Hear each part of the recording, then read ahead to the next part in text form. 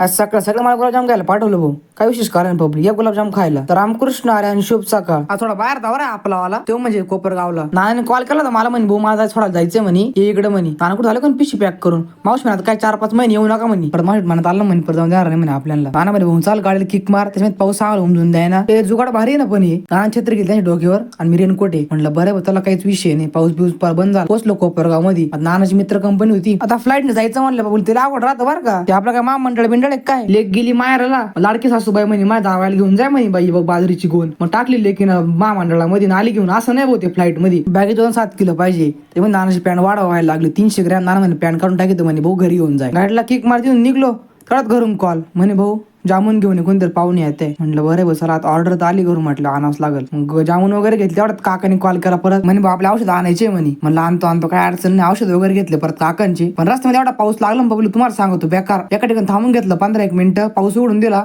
मग घरी आलो. अरे हा जामून काढून घेतल्याचं कारण कळलं बरं का मला. ते म्हणतात अजून ते आले होते आणि त्यांच्यासोबत त्यांचा मित्र म्हणजे आपल्या त्यांचा शूटर काहीच विषय नाही. पब्लिक जेवण वगैरे अजून त्यांचे जेवण वगैरे की दाजी ते माझं निघतो म्हणे आम्ही. म्हणलं बरं झाला काहीच अडचण नाही. म्हणलं पोहोचल्यावर कॉल करा दाजी काय अडचण नाही. दमाना जय श्रीराम.